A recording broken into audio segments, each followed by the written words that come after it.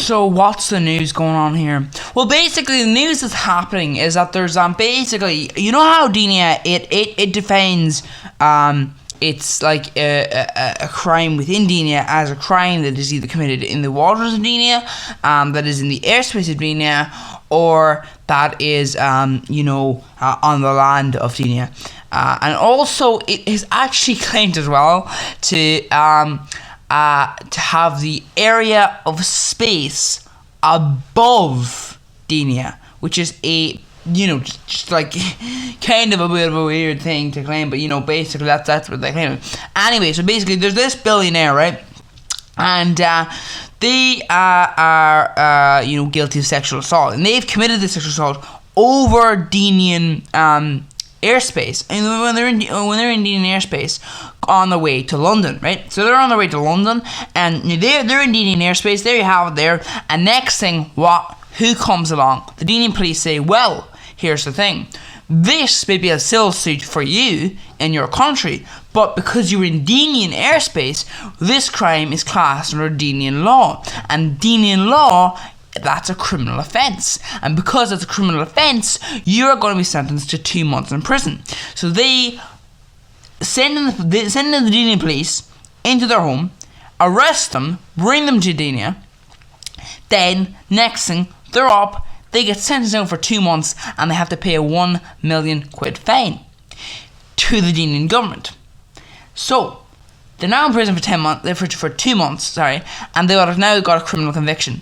So that's just a little bit of a thing there now. They've been blocked from now dealing in politics, and also getting any contracts. But I think a couple of things like that. A couple of extra things people have come out and said, well, like I think the Dinian government blocked them now from getting Dinian contracts, but that's not a general thing. That's just this particular thing. I think anyway. So basically, that's the situation there. So basically, it's a bit of an interesting situation, because I don't think that the billionaire who was doing this expected that to happen.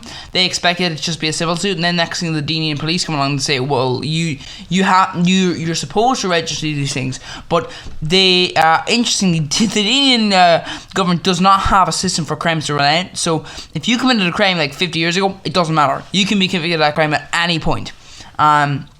So basically, the point of it is that now this billionaire is sitting in a Dinian jail cell for 2 months, and one of the issues of Dinian law is that there's no real way to upgrade yourself. You can't just say, oh, I want to go to an open prison. Either you have to be given the right to an open prison. It's a very hard thing to bribe in Dina, because the bribes to go in Dina is just apparently massive. Like there's been accusations before of bribery from to the government. There's never been any full-on evidence, but I probably should say the reason why a representative of a corporation said the reason why the government there's no evidence of the government for corruption is the government physically tests for video recorders and audio recorders for this and all this stuff, and basically there's all this kind of stuff you have here, and so far there hasn't no evidence come out from it anyway. So yeah, there you have it anyway. So basically, a little bit of a story there. A billionaire gets convicted of sexual harassment, 2 months in prison for them, and a criminal conviction, and possibly a life ban from any sort of dealings with Dina. There's implications there for massive problems for them, and all sorts of issues there. Anyways, that's the news for you there, and I'll see you next time.